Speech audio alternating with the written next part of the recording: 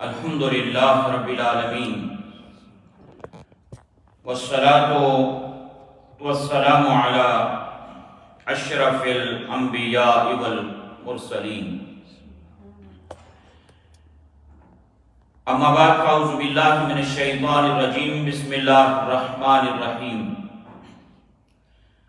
انما الصدقات للفقراء والمساکین والعاملین علیہا والمعلفۃ قلوبہم وفی الرقاب والغارمین وفی سبیل اللہ وابن السبیل فریضۃ من اللہ واللہ علیم حکیم۔ صدق اللہ العظیم۔ اللہم صلی علی سیدنا و مولانا محمد معدن الجود والکرم وعلہ واصحابہ وابنہ الکریم وبارک وسلم۔ حضرات اہل اسلام، اللہ رب العزت کی توفیق اور اس کی عنایت سے جمعۃ المبارک کے اس بابرکت دن ہم اپنے خالق و مالک کی بارگاہ میں حاضر ہیں۔ دعا کیجیے اللہ رب العزت اپنے فضل و کرم سے اس حاضری کو قبول فرمائے۔ گزشتہ جمعۃ المبارک میں ہم نے زکوٰۃ کی اہمیت اور اس کے مسائل کے حوالے سے اپنی گفتگو کا آغاز کیا تھا، اور آج اسی تسلسل کو قائم رکھتے ہوئے اسی گفتگو کو آگے بڑھاتے ہوئے کچھ اور چیزیں اس حوالے سے آپ حضرات کی خدمت میں عرض کرنی ہیں۔ میں نے آپ حضرات کی خدمت میں ایک تو یہ بات عرض کی کہ زکوٰۃ 2 ہجری میں رمضان کے روزوں سے قبل فرض ہوئی، اور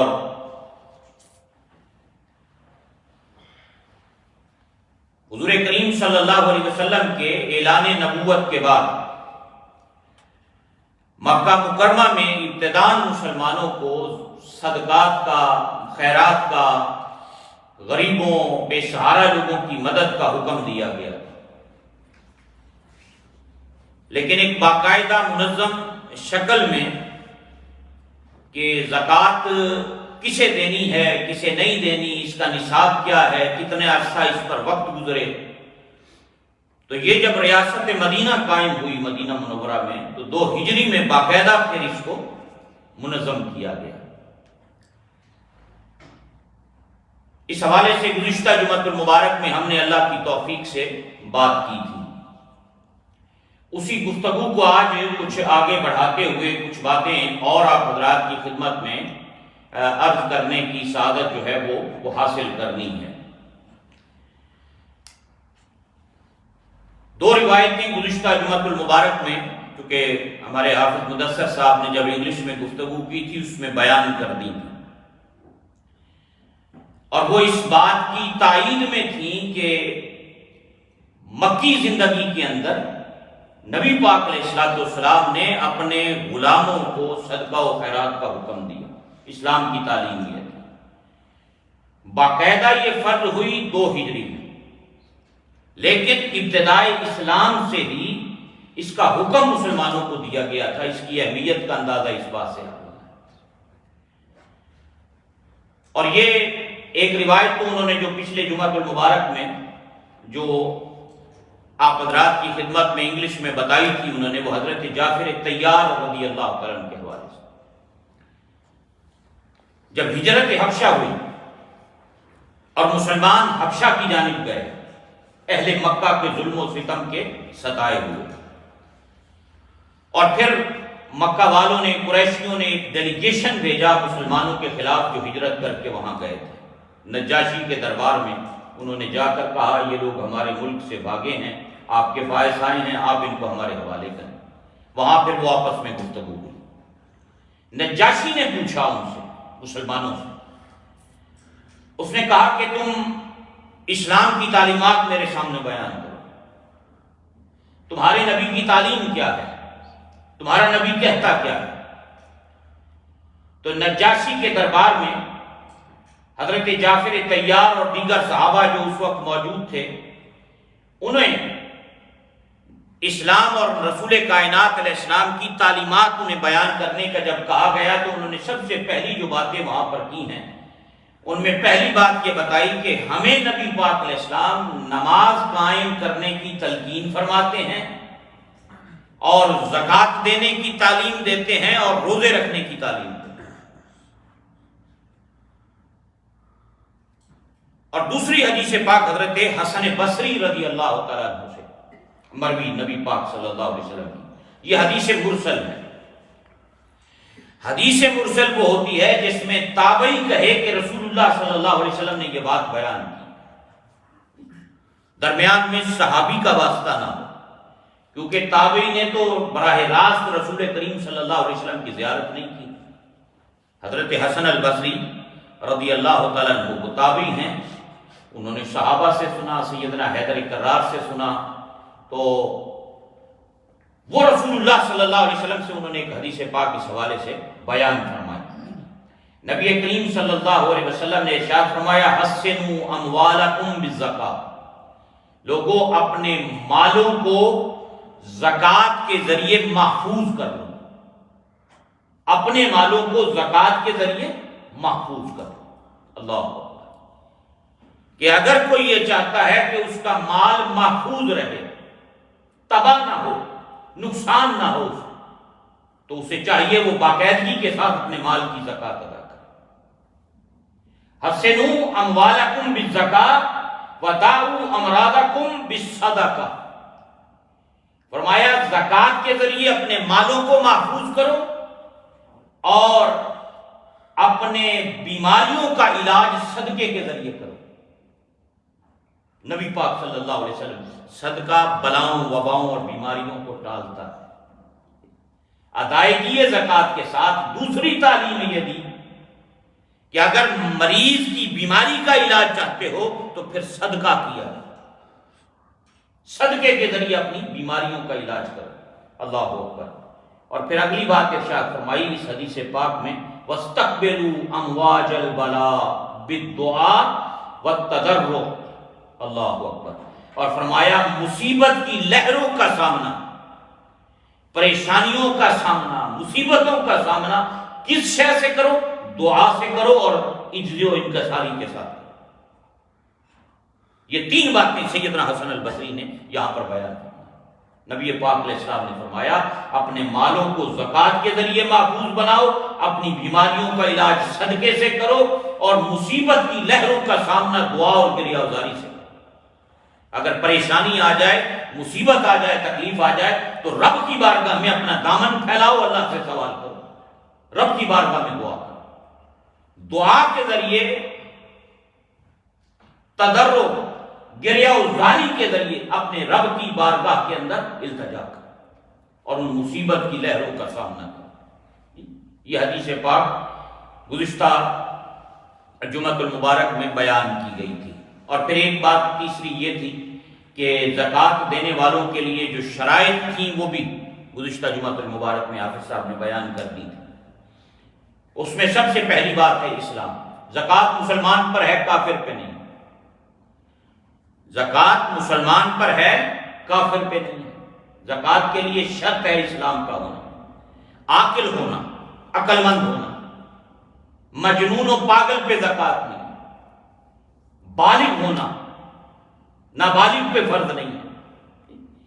عاقل و بالغ ہونا اس کی شرائط میں سے ہے، مسلمان ہونا اس کی شرائط میں سے ہے، اور بڑھنے والے مال کا مالک ہونا، یعنی بڑھنے والا مال سامان تجارت ہے، سونا و چاندی ہے، یا ایسے جانور ہیں جن کی افزائش میں، جن کی پیدائش میں اضافہ ہوتا رہتا ہے، بکریاں ہیں، بھیڑیں ہیں، اونٹ ہیں، یعنی وہ جانور جن کی افزائش نسل ہوتی رہتی ہے، یعنی ان چیزوں پر زکوٰۃ۔ چوتھی بات یہ ہے کہ بندہ مقروض نہ ہو، مقروض نہ ہو، قرض دار نہ ہو، اور اسی طرح جو مال ہے، جو سامان تجارت ہے، ان پر پورا سال گزر چکا ہو، اس پر سال گزر چکا ہو۔ اور پھر قرآن حکیم نے جو بات ارشاد فرمائی دعائے کریمہ ابھی سورہ توبہ کی یہ 58 سے 60 تک تھی، اس میں اللہ رب العزت نے زکوٰۃ کے مصارف بیان فرما دیے، خود بیان کر دیے اللہ رب العزت کہ زکوٰۃ آپ کن کو دے سکتے ہیں۔ ان مصارف کا بیان خود اللہ کریم نے قرآن حکیم کے اندر فرما دیا، اور اس کی روشنی میں، ان مسائل کی روشنی میں ہر بندہ اپنا اور حالات کا اور ارد گرد کا جائزہ خود لے سکتا ہے کہ یہ کہاں یہ بات فٹ آتی ہے، کہاں نہیں آتی۔ اس کی تھوڑی سی تفصیل جو ہے وہ میں آپ حضرات کی خدمت میں وہ بھی عرض کر دوں گا۔ اللہ رب العزت نے ارشاد فرمایا مصارف زکوٰۃ کا ذکر کرتے ہوئے، فرمایا انما الصدقات للفقراء والمساکین، کہا کہ لوگوں یہ صدقات، یہ زکوٰۃ یہ فقیروں کے لیے ہے، یہ مساکین کے لیے ہے۔ دو مصرف پہلے بیان کیے کہ زکوٰۃ کن کو دے سکتے ہیں، فقیر کو دے سکتے ہیں۔ فقیر کی ڈیفینیشن کیا ہے وہ میں آگے آپ کو بتاتا ہوں۔ فرمایا زکوٰۃ فقیر کو دے سکتے ہیں، مسکین کو دے سکتے ہیں۔ انما الصدقات للفقراء والمساکین، پھر آگے فرمایا والعاملین علیہا، ان لوگوں کو بھی دی جا سکتی ہے جو زکوٰۃ کلیکٹ کرنے کی ڈیوٹی گورنمنٹ کی طرف سے ادا کرتے ہیں، جو عاملین زکوٰۃ ہیں، جن کو زکوٰۃ کی کلیکشن کے لیے مقرر کیا گیا ہے، وہ زکوٰۃ کلیکٹ کرتے ہیں، لاتے ہیں، جمع کرتے ہیں، بیت المال تک پہنچاتے ہیں۔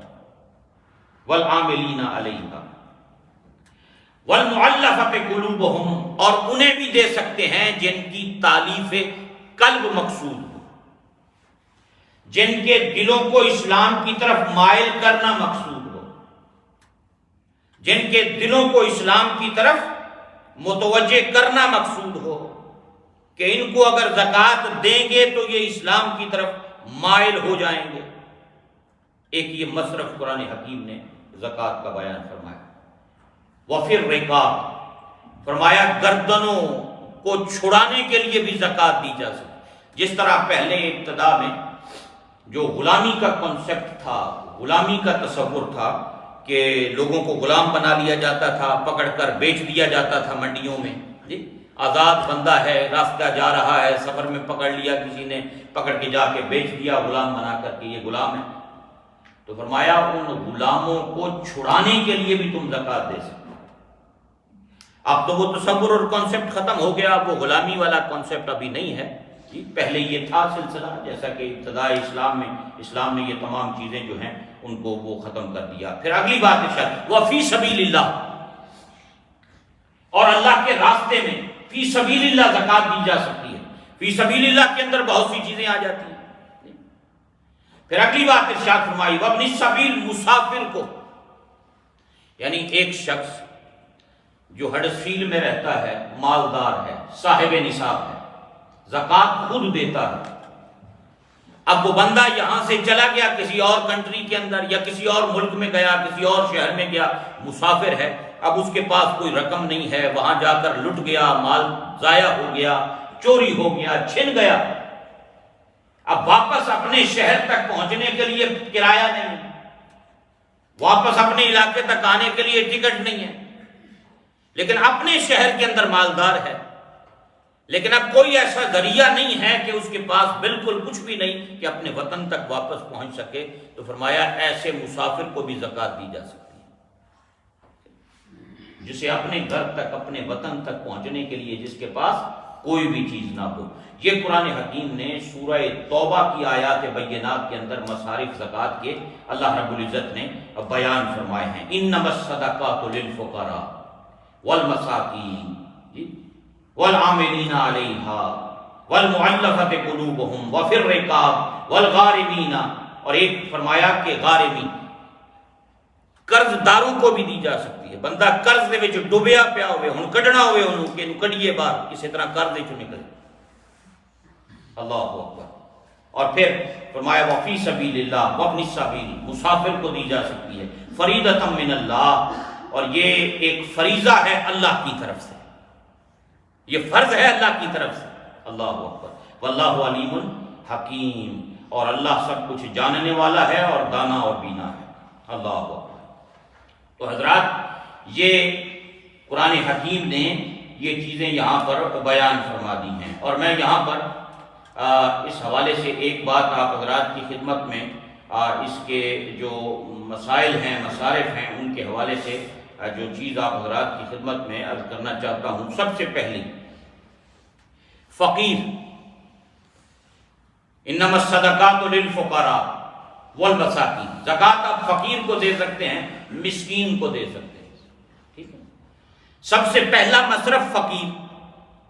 اب فقہا نے جو فقیر کی ڈیفینیشن اور تعریف کی ہے وہ فرماتے ہیں کہ فقیر اسے کہتے ہیں کہ جس کے پاس کچھ نہ کچھ مال ہو مگر وہ نصاب سے کم ہو،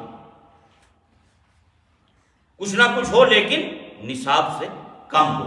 اب نصاب کیا ہے؟ نصاب ہے 7.5 تولے سونا یا 52.5 تولے چاندی، یہ نصاب ہے۔ جس کے پاس 7.5 تولے سونا یا 52.5 تولے چاندی اس کی حاجات اصلیہ سے زائد موجود ہو، یا اتنا مال تجارت موجود ہو۔ حاجات اصلیہ کے کھانے پینے اور رہنے کی جو بنیادی ضروریات ہیں ان کے علاوہ، مکان کے علاوہ، پہننے کے کپڑوں کے علاوہ، کھانے پینے کی سامان، مزدوری کے آلات کے علاوہ، بندہ کوئی کام کرتا ہے، کوئی مزدوری کرتا ہے، اس کے پاس مشینیں ہیں، اس کے پاس اوزار ہیں، ان کے علاوہ بھئی ضروریات زندگی کے اندر رہنے کے لیے مکان ہو گیا، پہننے کے لیے کپڑے ہو گئے، کھانے کا سامان ہو گیا، جو کام کرتا ہے اس کے آلات ہو گئے۔ بندہ بار بلڈر ہے، وہ کول مشینہ ہو گئی ہیں، آلات ہو گئے ہوتے، حاجات اصلیہ کے اندر آ گئے۔ عالم دین ہے، اس کے پاس کتابیں ہیں، اس کی لائبریری ہے، اس کی کتابیں ہیں، یہ اس کی ضرورت ہے جس سے وہ پڑھ کر آگے لوگوں کو بیان کرتا ہے۔ اپنی حاجات اصلیہ کے علاوہ 52.5 تولے سونے چاندی اور 7.5 تولے سونے سے زائد اس کے پاس چیزیں موجود ہیں، صاحب نصاب ہے۔ اس سے کم ہے وہ صاحب نصاب نہیں ہے۔ جس کے پاس کچھ نہ کچھ ہو لیکن اتنا کہ نصاب کو نہ پہنچے وہ فقیر ہے، حاجات اصلیہ کے علاوہ۔ اب وہ حاجات اصلیہ کی چیزیں بھی میں نے آپ حضرات کی خدمت میں یہاں پر عرض کر دی۔ اللہ اکبر، یہ زکوٰۃ کا پہلا مصرف ہے۔ اچھا، یہاں پر بہت سی باتیں ہیں جن میں سے چند ایک میں اختصار کے ساتھ آپ حضرات کی خدمت میں عرض کر دوں۔ اب 52.5 تولے چاندی مثلاً سونے اور چاندی کو نصاب بنایا۔ اب 52.5 تولے چاندی، میں نے پچھلے دنوں، ابھی میں لاسٹ جب ہفتہ 10 دن پہلے پاکستان گیا تھا تو اس دن وہاں پر چاندی کی قیمت 1550 روپے پر تولہ تھی پاکستانی کرنسی میں۔ آپ یہاں کا ریٹ بھی اندازہ کر لیں، تھوڑا بہت معمولی سا کوئی فرق ہوگا تو وہ اس میں بن جائے گا۔ اب 52.5 تولے چاندی کی قیمت اس دن ہفتہ 10 دن پہلے 81,375 روپے تھی پاکستانی کرنسی میں، 81,375 روپے۔ اب کو چند ایک اوپر نیچے ہو گئے ہوں گے، اور یہاں کے مطابق اگر ہم اس کو دیکھتے، میں نے حساب لگایا 344 پاؤنڈ بنتے۔ اب یہاں 52.5 تولے چاندی جو ہے وہ 344 یا 350 پاؤنڈ کے قریب آ جائے گی۔ نصاب اگر چاندی کو ہم رکھتے ہیں، سونا نہیں ہے ایک شخص کے پاس، لیکن 52.5 تولے چاندی اتنی پاؤنڈز کی موجود ہے اس کے پاس، تو وہ صاحب نصاب۔ اس سے اوپر جو مال ہے اس کے پاس، یا اتنا سامان تجارت ہے، بینک بیلنس ہے، تو وہ نصاب کو پہنچ گیا۔ تو یہاں پر فرمایا فقیر وہ ہوتا ہے جس کے پاس کچھ نہ کچھ ہو لیکن نصاب سے کم ہو، نصاب سے کم ہو۔ اور یہاں ایک بات اور بھی میں اس حوالے سے آپ حضرات کی خدمت میں آج بھی علماء سے بھی میں نے کچھ چیزیں اس پر ڈسکس کی کہ جس شخص کے پاس حاجات اصلیہ کے علاوہ اگر اس کے پاس 52.5 تولے چاندی نہ ہو، یا اگر کسی شخص کے پاس 1 تولے سونا ہو، چاندی نہ ہو، تو وہ 1 تولہ بھی 52.5 تولے چاندی سے بڑھ جاتا ہے۔ اگر ایک تولے سونے کی قیمت آج دیکھیں تو وہ 344 345 یا 350 پاؤنڈ سے بڑھ کر ہے۔ یہ تو اب دیکھنا پڑے گا مکہ اس دن کا ریٹ اور اس کے پیسوں کی قیمت کیا ہے۔ تو اگر کسی شخص کے پاس مثلا 1 تولے ہے، 52.5 تولے چاندی کے برابر اس کے پاس موجود ہے، اس پر تو زکوٰۃ نہیں ہے، لیکن وہ خود زکوٰۃ لے نہیں سکتا۔ جس کے پاس نصاب سے کم ہے وہ اس پر زکوٰۃ نہیں ہے، یقیناً نصاب سے بڑھ کر ہوگی تو زکوٰۃ ہوگی نا، لیکن جس کے پاس نصاب سے کم ہے وہ زکوٰۃ لے نہیں سکتا، اگرچہ اس کے پاس کچھ 52.5 تولے سے تھوڑی سی اماؤنٹ کم بھی موجود ہے اس کے پاس۔ اور اسی طرح ایک اور اس کی تفصیل آسان لفظوں میں میں آپ حضرات کی خدمت میں دوسری عرض کرنا چاہوں گا۔ مثلا ایک شخص کے پاس پلاٹ ہے جس کی قیمت مثلا اس کے پاس حاجات اصلیہ کے علاوہ اور کچھ نہیں ہے، زکوٰۃ اس پہ فرض نہیں ہے کیونکہ نصاب کو نہیں پہنچتی، لیکن اس کے پاس ایک پلاٹ ہے جس پلاٹ کی قیمت 52.5 تولے چاندی سے زیادہ ہے، اگرچہ اس شخص پر زکوٰۃ نہیں ہے لیکن وہ خود زکوٰۃ لے نہیں سکتا۔ اور اکثر یہ ہوتا ہے سانو آ کے لوگ پوچھتے ہیں بعد حضرت صاحب بندہ بڑا غریب ہے، سونا چاندی ہے نہیں، لیکن پلاٹ وہ دے کول ادھا مربع یا پلاٹ وہ دے کول 2 کنالاں دا ہے، پلاٹ اس کے پاس جی 4 کنال کا ہے، پلاٹ اس کے پاس 1 کنال کا ہے۔ اب 1 کنال کی قیمت لگائیں تو وہ 52.5 تولے چاندی سے کہیں جا کر بڑھ جاتی ہے۔ ہوں تو جناب پلاٹاں نوں اتنے اگ لگی ہوئی ہے، ویسے ہی تسی ایک 80,000 کیا تو لوگ کروڑوں اور لاکھوں میں وہاں بات کرتے ہیں۔ تو یہ بات ذہن نشین رہے کہ حاجات اصلیہ کے علاوہ کچھ نہیں ہے اس کے پاس، لیکن اس کے پاس پلاٹ ہے جس کی قیمت 52.5 تولے چاندی سے زیادہ ہے۔ 52.5 تولے چاندی کی قیمت چلو لاسٹ ویک ہفتہ پہلے 344 پاؤنڈ تھی، اب 350 کے قریب ہو گئی ہوگی۔ تو ایسا شخص خود تو زکوٰۃ اس پر نہیں ہے لیکن وہ زکوٰۃ لے نہیں سکتا۔ مثال کے طور پہ ایک اور مثال اس میں آپ حضرات کی خدمت، ایک عورت ہے اس کے پاس 26 جوڑے کپڑوں کے موجود ہیں، 26 جوڑے، اور الحمدللہ یہاں تو ڈگ لگے ہوتے ہیں ہمارے پاس گھروں کے اندر، خواتین کے پاس تو جو ایک دفعہ پہنتی ہیں دوبارہ پہنتی نہیں کہ انہوں تو لوگا تک لیا ہوں میں دوبارہ پانا ہی کوئی نہیں۔ اور پھر یہ جتنے مساجد کے باہر یہ کپڑوں کے بکس پڑے ہوتے ہیں، ہر ہفتے جا کے دیکھا کریں جب وہ لینے والے آتے ہیں تو بھرے ہوئے نکلتے ہیں، اور ان میں زیادہ کپڑے ہی لیڈیز کے ہوتے ہیں۔ ایک عورت کے پاس 26 جوڑے ہوں کپڑے کے، جن میں سے 10 جوڑے وہ استعمال کرتی ہے، پہنتی ہے، 16 جوڑے اس نے رکھے ہوئے ہیں۔ اگر رکھے ہوئے 16 جوڑوں کی قیمت 52.5 تولے چاندی کے برابر یا بڑھ جاتی ہے، اگرچہ اس کے پاس باقی اور چیزیں کچھ نہیں، زکوٰۃ اس پہ فرض نہیں ہے، نصاب کو اگر نہیں پہنچتی، لیکن اتنی اماؤنٹ کی چیزیں 52.5 تولے چاندی کے برابر کپڑے موجود ہیں، تو ایسی عورت بھی زکوٰۃ لے نہیں سکتی، زکوٰۃ لے نہیں سکتی۔ تو زکوٰۃ دیتے وقت بھی اس احتیاط کی بھی ضرورت ہوتی ہے کہ آپ دیکھیں، اچھی طرح غور و فکر کریں، سمجھیں کہ کیا واقعی یہ بندہ حقدار ہے جسے میں دے رہا ہوں۔ چونکہ عام طور پہ ہمارے ہاں بس ایسے ہی ہوتا ہے، برطانیہ میں بالخصوص، کہ بھئی وہ کسی نے کہا بعض حضرت صاحب بڑے غریب ہیں، بھئی ان کے پاس سونا چاندی خود وہ صاحب نصاب ہیں نہیں ہیں، وہ اینا گلا دا تو کوئی نہیں پتہ جی، غریب لوگ بھی ان مسائل کا پتہ ہونا چاہیے کہ کیا ان پہ زکوٰۃ لگتی بھی ہے یا نہیں لگتی۔ تو فقیر ایسا شخص کہ جس کے پاس کچھ نہ کچھ ہو لیکن اتنا نہ ہو کہ وہ نصاب کو پہنچ جائے، تو اس کو زکوٰۃ دی جا سکتی ہے۔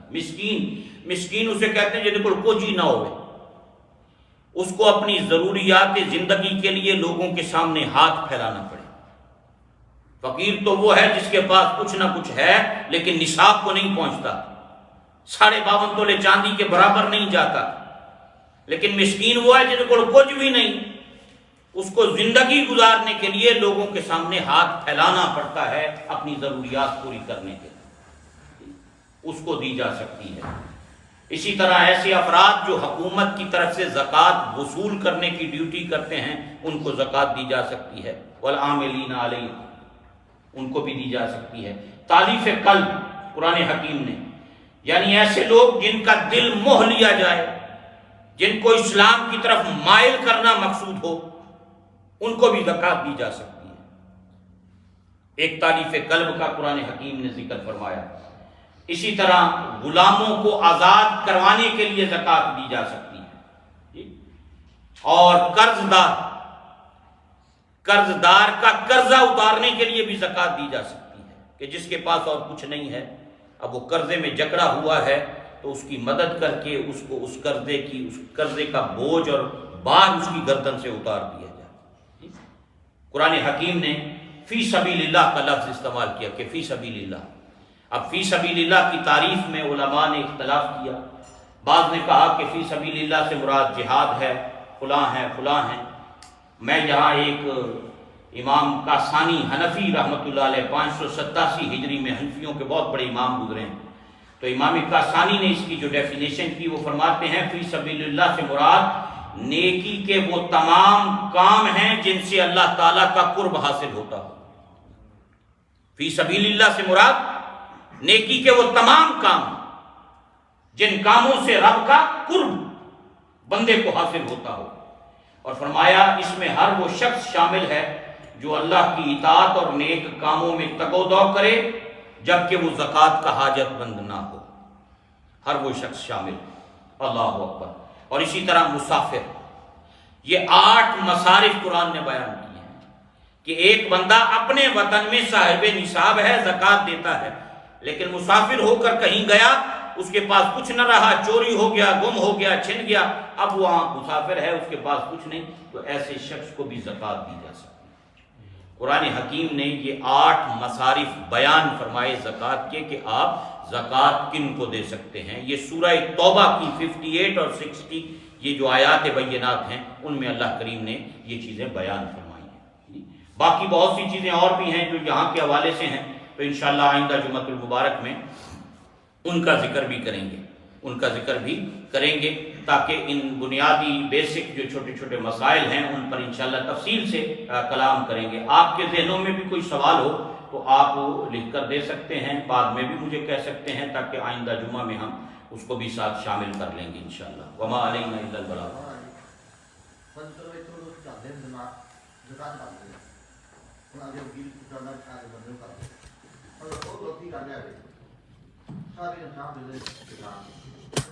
اس میں ان کو پہلے کہا جائے، بتایا جائے کہ ان چیزوں کا خیال کیا جائے۔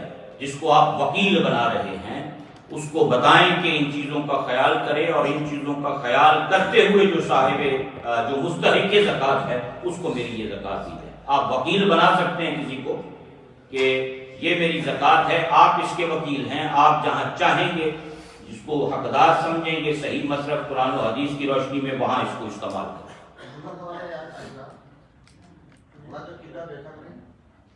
بد عقیدہ اور کافر، بد مذہب، ان کو نہیں دے سکتے۔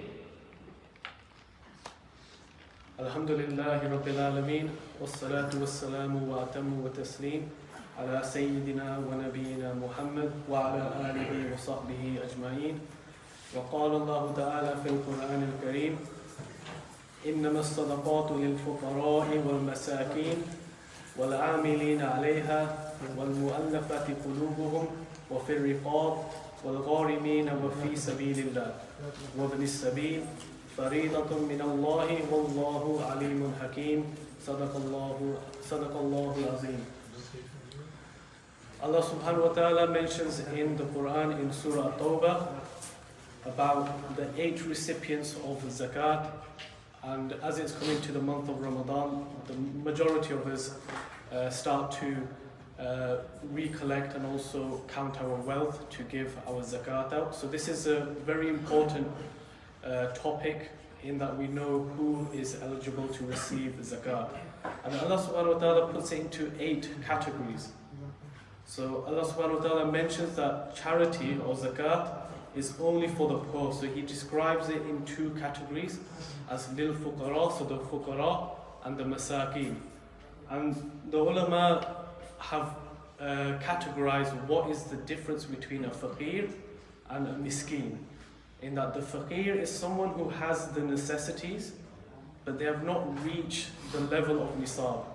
Okay, so the nisab is you could say the wealth boundary, in that a person has to give the tax. So not this tax, sorry, the zakat. I'm not going to describe it in tole and things like that. I don't think a lot of us understand. So I've converted it into grams. So there are two categories that this is being put into. So one category is for gold and one is for silver. Historically, gold and silver used to be equal in value, but since the 1970s, that's drifted apart. So 20 dinars is the threshold for the nisab in gold. So dinar is a type of currency, and that equates to 84.7 grams of gold. Okay, so someone could own that in gold, but then what that needs to be put into is liquid cash. That's what we're using today to give in terms of our charity. That's the easiest way for us to give our charity. Before, a long time ago, they would use gold coins as a way of currency. And then the other threshold is 200 dirhams, or silver coins. And in today's modern weight, that's 625 grams of silver. So if anyone wants to ask me afterwards, I can write this down for you, or I can share this afterwards with you. So that's the amount of wealth or surplus wealth that one needs to have for them to give zakat. Now, the faqir, they have, maybe plots of land, they have properties, they've got, clothes, but they're not a faqir if they've got surplus in that as well. So they might not have the nisab, so they might not have surplus wealth in which equates to the nisab value, which is, again, this is quite complex to summarize in 10 minutes. So we can have a discussion afterwards. So someone might have properties and clothes, but they might say that I'm eligible for zakat. You're only eligible for zakat if you have the very basic minimum. So you've got shelter, you've got maybe one clothes, you don't have, surplus amounts. But if you've got surplus amounts, you can't say that I can receive zakat because I don't have the nisab, but then you don't give the zakat as well. So that's for the faqir. Whereas a miskin is someone who, doesn't have any shelter, who can, maybe not survive for the day. So they would need food, they would need clothing, and things like that. So the miskin is someone who doesn't have the necessities to survive for a day. So they can't go on till tomorrow. And then the next category is wal amilina alayha. So those are the people who distribute the zakat. So obviously, if you're giving it to someone locally, you do your homework, you'd find out if this person is eligible to receive zakat. Also as well, if you are giving it to someone who who is eligible, out of etiquette, you wouldn't say this is zakat I'm giving to you. You would give it as a gift. This is something that could be quite offensive to people. But we have charity organizations, and previously in the past you had the Khalifa or the Amir would have the Bayt al-Mal, where they would collect the zakat money, and there would be people who were the workers that would find out, who would do the homework for the people to give out the zakat to. And then the next category is وَالْمُؤَلَّفَةِ قُلُوبُهُمْ. So those who are, could be coming towards Islam.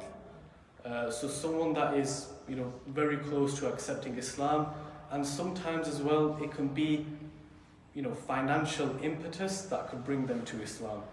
Obviously, if someone just says, yeah, I want to become a Muslim, you need to know a bit more about if they are actually serious about becoming a Muslim, because there were many people that have in the past become Muslim but not been supported by the community. So it is upon us to support new Muslims, and so they are, eligible for zakat. And then the next one is wafir riqab, so those who are in enslavement. So due to time can't go too much into this. And things have changed as well with the way that we live. And then the next one is wal gharimin, so the one that's in debt as well. So debt doesn't include things like mortgages, it doesn't include things like, you could also say credit card, because that's wealth that they never owned but they got into debt. Again, this is something that needs to go into deeper discussion. The next one is wafi sabilillah, so those in the path of Allah, and the ulama have defined this as those who are striving in jihad, those who are fighting in the cause of Allah subhanahu wa ta'ala. And then the last one is wabnis sabil, so those that are traveling. So it could be someone who's left, the town of Huddersfield, gone afar, and they can't access their wealth. And so people would support the person who couldn't access their wealth. Is an interesting fact that from this system, actually the check was invented, which was invented by the Muslims, in that people would declare what wealth they have in their town. They would take that and they would use that to spend where they went. And Allah subhanahu wa ta'ala says that this is further upon all the Muslims and is from Allah subhanahu wa ta'ala. Wallahu alimun hakim, and Allah subhanahu wa ta'ala knows best and is wise. And this was something that was a foundational pillar of Islam, and what helped the Muslims thrive and what helped Islam spread, in that the zakat was an apparatus which benefited not only the Muslims but also the non-Muslims. So you had things like soup kitchens that were supported by zakat. You had caravanserais, so people like hotels. So hotels was also another thing that came about, where a person could stay for 3 days for free. And this used to be a common thing in the Islamic world. And there's many things that we can learn from what zakat can do, and if zakat is given properly, we can actually see the true power and benefit that it can bring, not only to the ummah, but the ummah of Rasul sallallahu alaihi wasallam, which includes all of those who are, as in I said, the ummah of the Rasul, as in, the message is for the non-Muslims, and we need to, be ambassadors for that, and zakat is a great way to spread that to the unbelievers. وصلى الله على سيدنا محمد وعلى آله وصحبه أجمعين. Just on a final note, on Sunday, I think it's starting this week, so Brother Zohaib is doing drop-in sessions for Qadar Salat, so those who have missed prayers and want to know a bit more of how to make up prayers, because as it's coming to the month of Ramadan, a lot of people will pray the nawafil, but it's more important to make up the prayers that you've missed. And as everyone has the energy as well in the month of Ramadan to pray more, it is a good time to learn a bit more, to ask Brother Zohaib about the various situations that, how one person makes up their zakat. Not zakat, their qadar. Inshallah,